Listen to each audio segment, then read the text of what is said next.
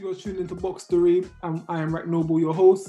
Today we're here with the Brave Heart, the Lion Heart, Britain Hart, not from the Merton, from the United States of America, Britain Hart from the United States of America, bare knuckle fighter, professional boxer, a girl who loves to fight. What can I say? Britain, how are you? I am doing well, thank you. And yes, if it's easy, I tell everyone they can call me Great. If that makes them help them remember Britain a lot easier, that's cool too. I answer to that as well. Miss Great Britain. So tell us, how have things been over the last couple of months? Because of course you're coming off the big win against Paige VanZant. Where are you now in your career, and how are things looking for the future? Yeah, it's been really great. It's been like a roller coaster for sure. So it's been a lot of, going here, going there, celebrating with my family out in California, celebrating with my family in Virginia, and then in Charlotte. And then here I landed myself in Florida. Joey Beltran came to Miami at Boxar Studios and said, you have to see this place.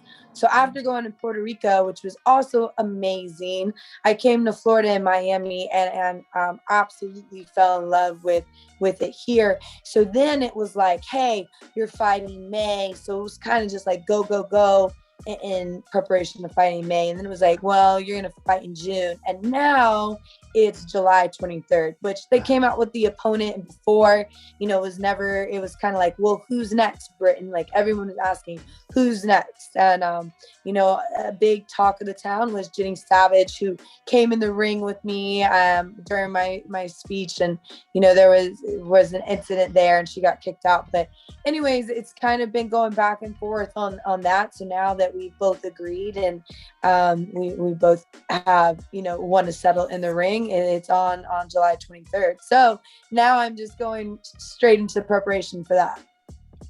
So just talking a bit about July 23rd, the fight with Jenny Savage. Of course, she's coming in with a 6-fight MMA record. You're coming in with a 6-fight professional boxing and 8-fight professional boxing records. She's pretty fresh to bare knuckle boxing. You've had a few more bouts on her. How do you see this fight in comparison to the fight with Paige VanZant? Because you could argue it's a similar opponent, not much background in bare knuckle boxing, and has an MMA background. How do you see this one? Correct. I think that I think that Paige is a much harder opponent than Jenny Savage. I think Paige was definitely going to be one of the tougher females coming over to bare knuckle. So for me, it's not that like people are like, oh, it's not taking a step down. To me, it's more principle. I think that this fight is actually one of the first fights that's like personal for me, being that she's coming to the ring. She started drama on social media, so it's kind of sucks because it's like we don't want to reward people with like negative behavior and give them what they want, because I think she was just really fishing for that fight. So it's kind of been like a lot of people are like, she doesn't deserve to be in the ring with me, which I ultimately do agree with. But at the same time, I think it's proof, just kind of like with the Mayweather and Paul fight, there's just all, if you're going to run your mouth and talk enough, you're going to get in there. And I really want to prove and show that, you have to be able to walk the walk and not just talk the talk. And I think that she, even with their MMA experience, she's still a lot of talk. And, I'm really excited to also have her be the opponent that I show. A lot of people, I think, question that I have knockout power or that I have finesse. And I really think I do have that ability. And I don't want to sit here and say I can't and that, I don't possess those things. So I think before people were really negative and said that I wasn't a technical boxer, that I was more of a brawler. And I think I showed my last 2 fights. I really am a boxer. Like I really was just brawling because people that I boxed were so much better than me. What do you do in boxing, right? You outbox a brawler and you outbrawl a boxer. So I was just ingrained with that, with how my career started in the first place. So I can still box. It's just normally I'm boxing way better boxers than me that have this elite experience and elite background. So I just naturally try to dog them and outbrawl them just to get lucky that way and become elite that way. But I can still be a very technical boxer now that I've had that experience and had that fast track I think my last fights, I showed that I am very technical. And now people are like finding a new thing to pick apart, and that being finesse and power. So Jenny Savage is definitely, my goal to everybody, that I'm going to tell to everyone what I'm training for is to go in there and just be like the best knockout, power, range, finesse, and end it quickly as I can. So, that's really all I'm looking at for her fight is, I don't care who she is and what she does, but I'm going to end it in the first round. That's some confidence right there. I think there's definitely a different dynamic going into this fight than going into the fight with Paige VanZant. Of course, against Paige VanZant, they saw you as the opponent. It was her fight to win. You flipped the odds upside down. You walked away with the win. Not just any win, it was a convincing win. I think you pretty much won each round that you went into. Now, you're the home fighter. Now you're in the home corner. They've now got Jenny Savage coming in to challenge you, and she called this fight. Right. She came in the ring, she made up noise, she's made up the images on social media. She wants this fight, she called you up, she's now got her wish. So this is going to be a test to you, can you live up to the moment? Can you now be the main girl, being put on the spot? Can you be the leading girl for bare knuckle boxing and carry this sport forward? Yes, exactly. And you're right. And I definitely acknowledge that statement, and I'm sure a lot of people feel that way. So I'm glad you said it, because I've asked myself that. And that's kind of what my statement coming up, I've talked to a couple of people about saying that, on June 26th, like, I'm here to show and make a very strong and powerful statement that I can be that girl that everyone's going to look up to be the #1 bare knuckle, to be the champ in BKFC and all female fighting. So I'm definitely, here to make that statement and do whatever it takes to get there. I also look at Jenny Savage, she's 1-0, she beat Sheena Starr. So to me, I find great pride. And again, in my boxing record, like, I was the one who would give blemishes to undefeated fighters. I fought people that were 5-0, 4-0, never been knocked down. I beat those people. So this is another true test to my will and my determination to be an undefeated fighter. And, I think that I'm much better than Jenny Savage, but I look at it still that she's 1-0. So I get to take another undefeated fighter. And then 2, another thing to point out is that she is a southpaw fighter.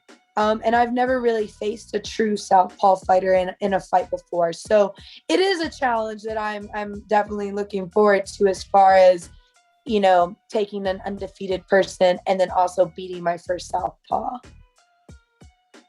So July 23rd, you'll be looking to be the girl at the top of the card, the girl at the top of the division.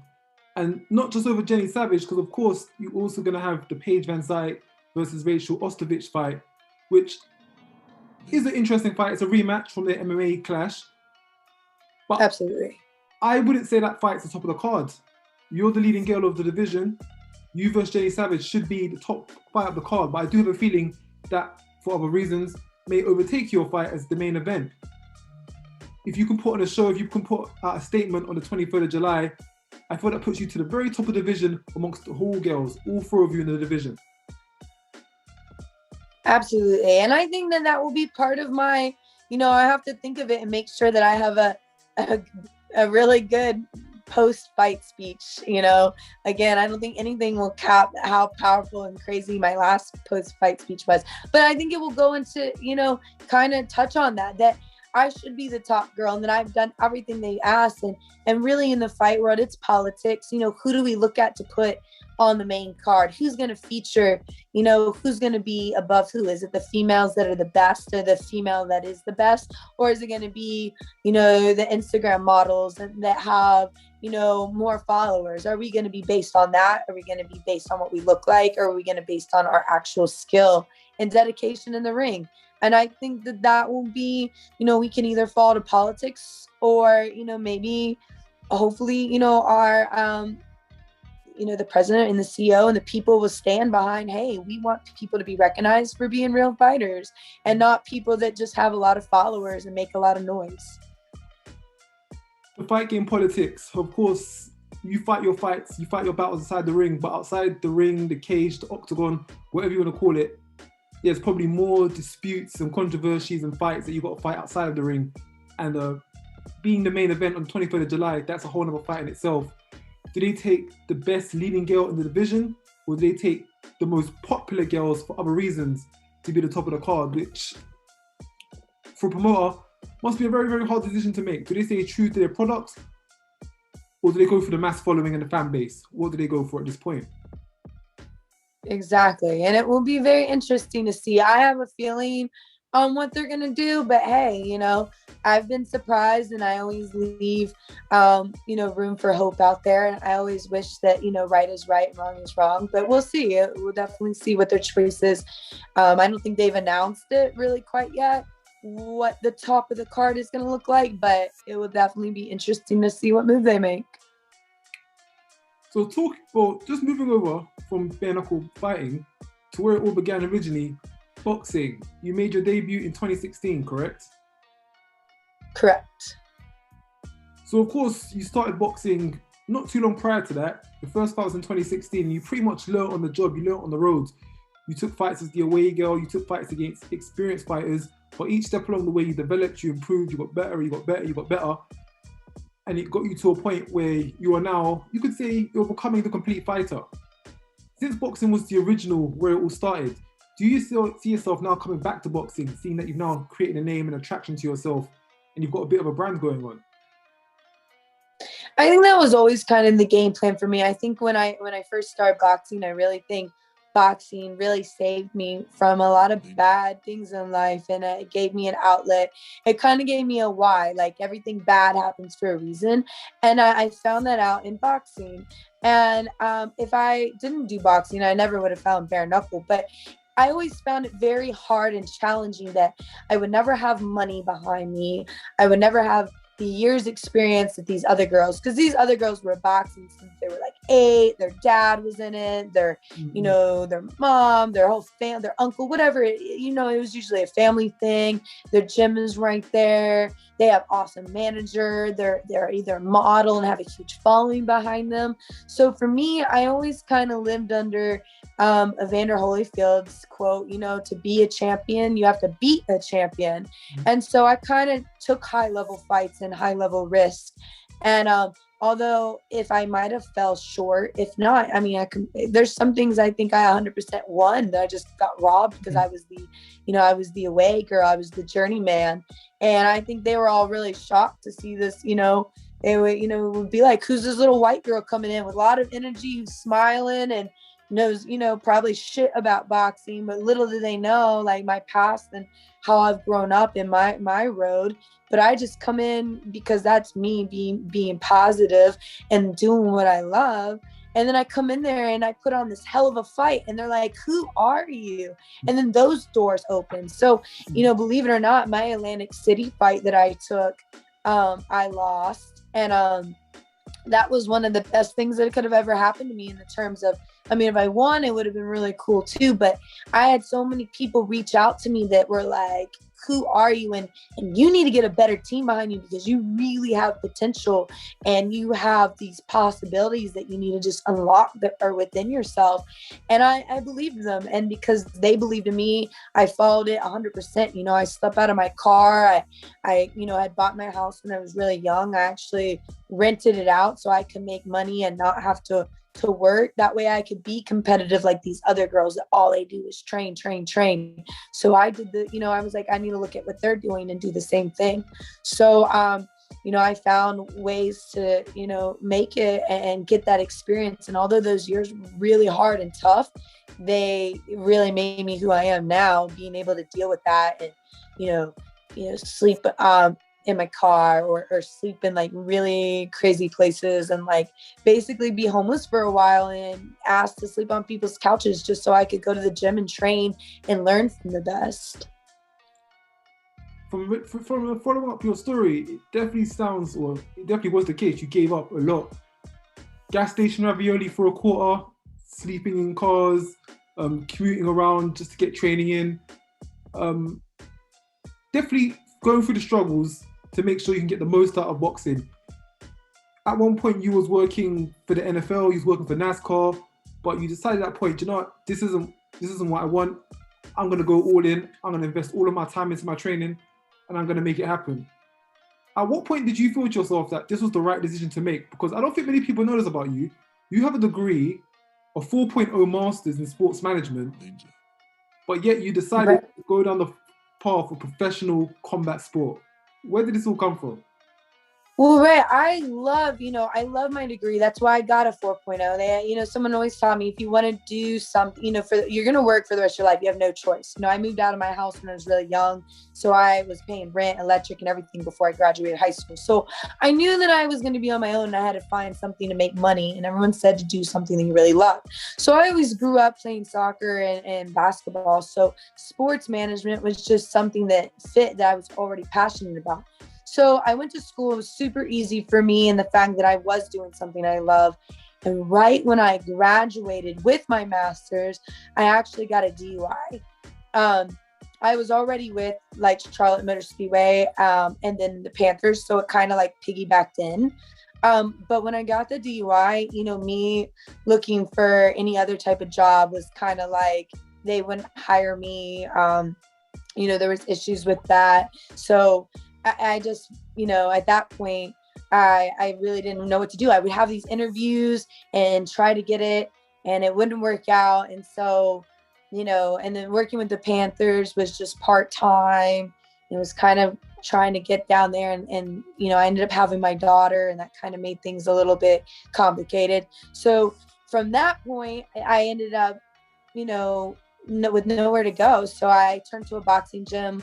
I had a lot of other personal things that were really hard that I was dealing with. And I walked in the boxing gym kind of basically just to I had nowhere else to go. And when I was there, it was like, I just did so good because I had so much stress and frustration built in. And it was the only place where I felt like I could turn all the other stuff off. And they actually would joke with me that I was lying. And they're, you're lying. You had to be boxing somewhere else. And I'm like, no, I street, I fight on the streets all the time. I fall on the field and for soccer in that way, but I didn't. And then they were like, well, you can make money by doing this. And I was like, no way. Sure, why not? And then I took my first pro boxing match, and it was instantly. I remember it being sounds crazy enough, but I reference it, and it's the best way to reference it. It was like a Cinderella story. The shoe just fit, everything fit. I was able to, go out there, handle all the lights, perform in front of people. I loved the before the fight. I loved during the fight. I loved after the fight. I loved everything about it. And from that point on, I knew, no matter what, this is where I was supposed to be. And I didn't even look back on going to finish. Well, I already finished my sport management degree, but I didn't look back on, I need to get a job and use my degree. To me, I had already found my place, and it didn't matter about the degree anymore. And a lot of people were really mean and hateful to me in that aspect too, because they're like, didn't you write a thesis on concussions? Why would you go to the very sport that you get hit in the head? And I'm like, I know it sounds crazy, but when I wrote that thesis, I never thought I would be in boxing ever. So it wasn't until I actually stepped in the ring and did it that I feel like it was just that's it. Everything else, it didn't matter. Nothing before my 25 years of living mattered at that point. It was all willing to just throw it away to be there in that moment. Talking of Cinderella story, so you said the first fight, the debut, was a Cinderella story. It all clicked, it all fitted together. It was meant to be. Little did you know that 4 or 5 years later, the story would only seem to get better. Well, there'll be some ups and downs, but it only seem to get better and better and better overall. The fight with Paige VanZant, that was your biggest fight to date. You hadn't versed someone with such a high profile. I don't think you've been in a venue of that magnitude and size before. You haven't been main eventing on a card of that big. Am I fair to say that? Yeah, you're right. And it's funny because I still remember my old manager telling me I had to take this fight in Delaware with a broken hand. On it was because it was Roy Jones Jr. versus Bobby Gunn, who is a bare knuckle fighter. Mm-hmm. And he said I had to because that was the best show that I would ever get on and that would ever be worthy enough to get on. And so now it's hilarious to know that, hey, my biggest fight that I've ever fought is not only the biggest fight of my career, but it's been the biggest fight of the promotion. That was the biggest, most profiled fight that BKFC has had so far. So I would say that, it's definitely been pretty life-changing and a testimony to my will of being the best. It's a definite Cinderella story, and going from, because I've caused myself as a former professional fighter, I know what it's like fighting in the small venues, the small town halls, the leisure centres, a couple of hundred people's around, then bam, you're on a big stage, you're versing a very well-known name on the UFC circuit, a very well-known name on the sporting circuit for females, millions of followers on Instagram, all eyes on you for that night. And it's now time to live up to the expectation, live up to all of the training you've put behind you, all the wishing, all the hoping. Can I get onto the big stage? Can I make it? Can I showcase my skills? You was presented with the opportunity and you didn't come up short at all. You delivered, and now you can say your career has now started fully. Your now career has started properly. You have now arrived on the scene, and you are now the number one girl on the scene. And people are now calling out your name. Because now fighters such as Jenny Savage are coming to you, trying to call you out. Whereas before the fight with Paige VanZant, they wouldn't have been calling your name. So it's all about you, Britain. Correct. Yeah, and that's definitely an awesome way to put it. And, I have to, like I said, I'm still still not in shock, but still soaking it in on exactly what that means. And you're right, and living up to that. And I know I can, and I know that's what I want to do.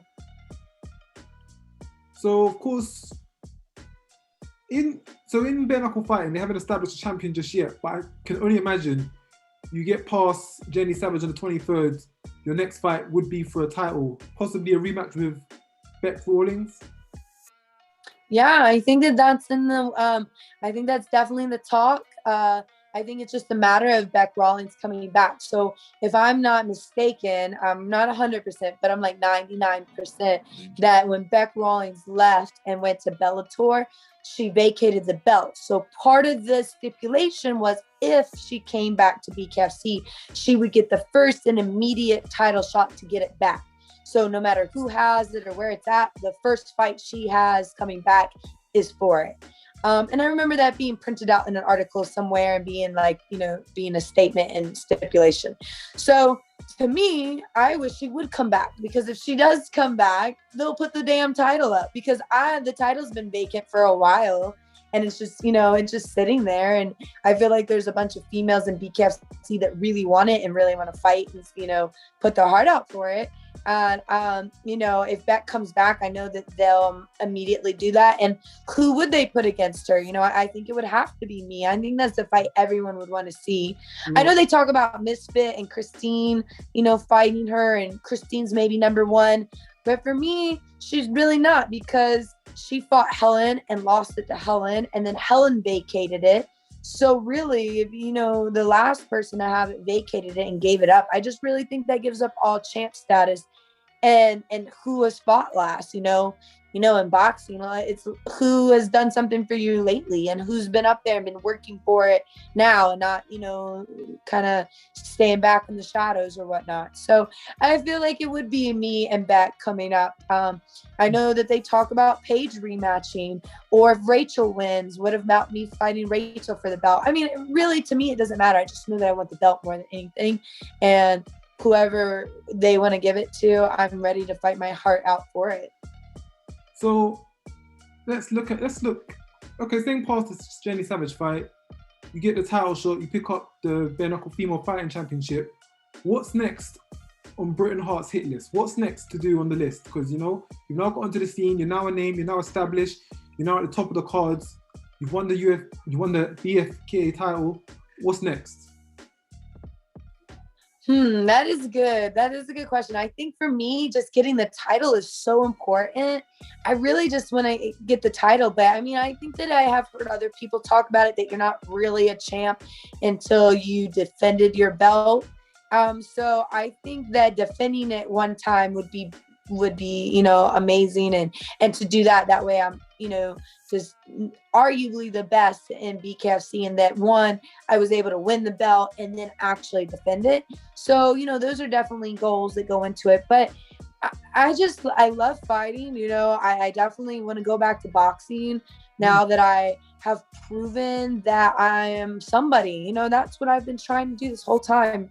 I've never been good enough, it seems like, no matter what I do. Like, I could go get a 4.0 and make one mistake and no one is, I just feel like I got outcasted a lot in my earlier, years of living. And I feel like, I went through some really bad things. I went some, really toxic, abusive relationships. And, even with my family life, I always felt like I was never good enough. I had some personal things and downfalls there.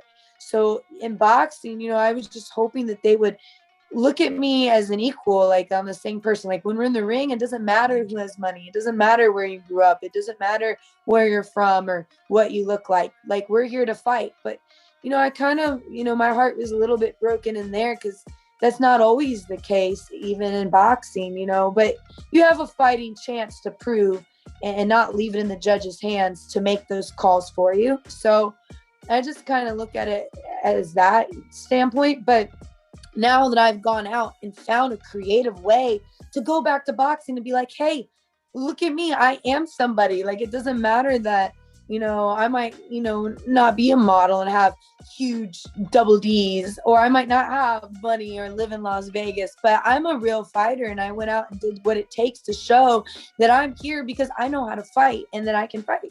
And I think boxing world will give me a better shot this go around, and I'll go in there, and it would be really great to win some belts in boxing. And I even think, I actually want to go to MMA later in my life, just to say I did all, I did 3, I want to be like a trifactor, boxing, bare knuckle, and MMA. And how cool. I definitely see that as something that you'll be doing down the line. I can't imagine you not having one MMA fight just to complete the 3. I've done it all. I'll fight you any way, any type, any kind, any type of opponent. I definitely think that's valuable. Yeah. For boxing, what weight was you competing at? Was it 115 or 125? So that was another crazy obstacle that I was facing there too, because I walked around at like 122. I would say, it fluctuated, but average, I would walk around 122. So I fought at 118. I fought at 122, 125, 130. And then I actually even had 2 fights at 135, which was just crazy. And under, if I was, now that I know what I know now from, like you said, learning on the job and being so many places, if I was a manager and coach, I would never put my fighter in at 135. But I did it, when I didn't win and when I did win.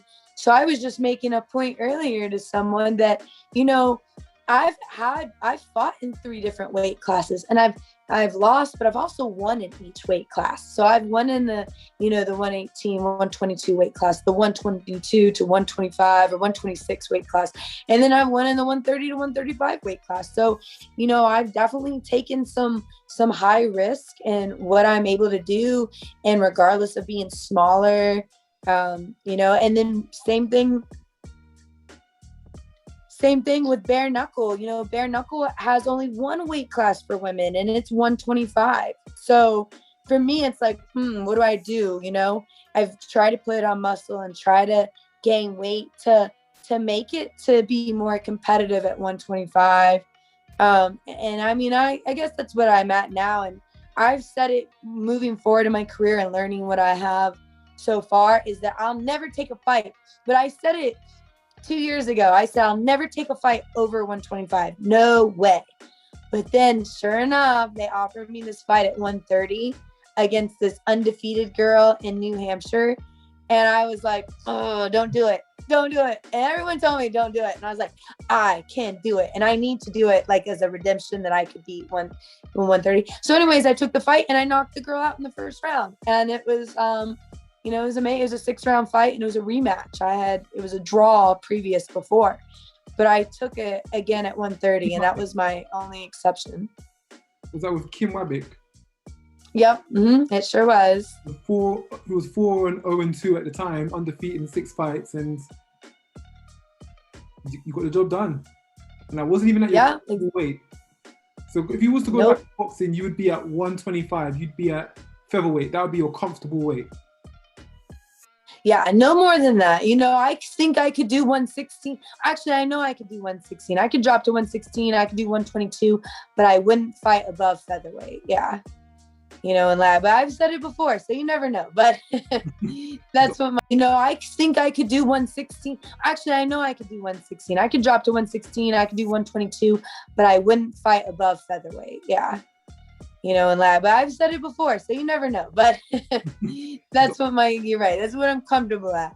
If the price is right and the offer's good, you're a fighting girl. I can't see you turning it down. I know, I have it in me. That's the good and bad thing about me. I'm definitely a real true fighter, and I love to do it. I love the challenge. I remember they offered me a fight against Amanda Serrano, and I was like, oh, I wanted it so bad, but they gave me like a 2 weeks notice, and I was like, I can do it. And then people were like, Britt, really think about this. Like, this is awesome, and it was right before the Paige fight. They're like, if you go in and, if you lose, that's going to be another reason why BKFC is not going to use you and throw you away. And you be smart about it. 2 weeks for a top level girl. But man, I'm not saying that I can beat Amanda Serrano, but I'm also not saying that she can beat me. I think that, it would be something that I could do if I really put my mind to it, but not something I could just walk in right off the gate and do it. So it would be interesting. But even that was, something I had to really pinch myself and not take it on a 2 week notice. Yeah, Amanda Serrano is one of the greatest female fighters, 7-weight world champion in 9 divisions. If you were going to fancy your chances against Amanda, I would advise take more than 2 weeks. Absolutely. Help you more in your beneficial favor. But of course, as we've seen in the last couple of years, female boxing is booming. There's opportunities coming in all shapes and sizes. With the portfolio and record that you're building up with yourself as a fighter, I do feel if you come back to boxing, there will be many, many opportunities from the featherweight all the way down to the bantamweight division. World titles, championships, big occasions, the zone, top rank, all featuring the top female talent. I definitely think you can find yourself into that mix. Of course, target at hand, Jenny Savage on the 23rd of July. How is your training looking for this? Will you be going back to California? No, will you be going to the West Coast, California, to train like you did last time? Because I heard you had a stellar camp with the team getting you ready for Paige VanZant. I did have a stellar camp in California, and I have gone back there. And I love Coach Haas at Knuckleheads, and my whole Knuckleheads family. We're still very close. But I do think I'm going to be doing my camp in Miami. I did make the move and commitment down to Miami for a lot of reasons. It was kind of one of those things, again, it just felt right.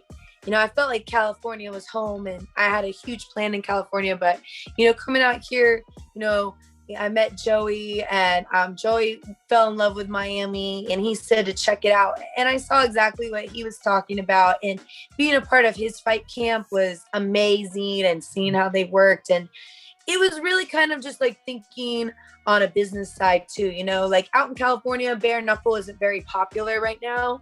And with BKFC and Bare Knuckles in Florida, and a lot of focus and a lot of fans are down here. So again, kind of just beating that obstacle of them, not saying, well, hey, we're going to use this girl because she sells more tickets. You know how that goes in boxing, the hometown favorite. So I kind of, I've never been a hometown favorite. I've always been the away girl. So maybe if I stay in Florida and work up here, maybe I will be good enough to make that statement and say that I am the hometown girl, and that, I am the home girl that people need to call out and come into my place to fight. So I kind of look at it like that. But everyone in Box Art is amazing. They're just really a family, and there's a lot of great things there. Not that my family out in California, but it just kind of has drifted here to Florida. So I'm gonna try it out and do my camp here and see how it goes. And I've definitely been in communication with my coach in California and my coach in Virginia, and we definitely have big plans, and even talks of them coming here and helping me do fight camp, and then being a part of my fight camp here. So still part of the process and part of the team. Sounds like you're on track. Sounds like you've got it all sorted out. Sounds like you're ready and focused. Of course, you had a successful camp with the Paige VanZant fight. Going into this now, you can only build on that. You can only gain and add more experience and knowledge to that. Come 23rd of July, 6 weeks out, I don't think Jenny Savage's note's going to hit her. What words have you got for Jenny Savage coming the 23rd of July. Literally, I'm gonna tell her enjoy it while it lasts, because enjoy it while it lasts, because again, I'm honestly thinking this is gonna be her retirement fight. I'm not looking to come in and play any games. To me, this fight is personal. She's made it personal, and I'm gonna show a lot of people, including her, you better think twice about stepping in the ring. Someone already did it and stepped in the ring when it was my time, and it's not gonna go over any better the second time that it's happened. So I don't know what gives her the right to think it, but I'm ready to showcase and show everyone that, I have power coming on July 23rd. And the power is going to come in a lot of forms. It's not just one form. And you're going to let the world know that Britain is great. Yep, I am definitely going to let the world know Britain Hart is great. Absolutely. And they can call me that anytime they want. I was talking about the country yourself. Which one are you talking about? Well, they're both great. They are both great. So I definitely give a big shout out to the UK. Thank you very much for that. Britain, thank you for your time. It's been a pleasure. Of course, we'll be keeping track of your progress up until the fight date. Of course, you said that there's going to be a bit of, you're going to be making a bit of a statement come June on the 26th. So we'll be keeping an eye out for you. Is there any last words you'd like to say to the people? No, just want to say thank you to everyone who believes in me. I know a lot of people have believed in me from day one. So I have my day one. And then I have, the people that were with me in the process for the Paige fight. And I have the new people. And I just want to show everyone that, thanks for believing in me, and that they can keep believing in me. It's not going to be one of those things that, you see all the time. People go up to the top and they forget who they are. They forget where they came from. So I'm really here to make that statement, that I remember. And I'm going to stay true and real and not fall from who I am regardless. But I'm also going to make sure people respect and understand why I'm at the top. So get ready for that. And thank everyone for being there by my side. I know a lot of people want me to shut Jenny Savage's mouth up. So I know a lot of people wanted me to shut Paige up and prove it to her. So now I'm happy to fight for the people and kind of take the trash out, as we hashtag. Take the trash out. Keep Britain great. Britain is great. Whatever spit you want to put in it, come 23rd of July. Britain, thank you for your time. Like I said, we'll catch up soon time before the fight. Just hold on there. My name is Rack Noble. This is Box Story. Britain Hart, Bare Knuckle fighting, soon to be champion, and we're out. Awesome. See you and talk to you soon.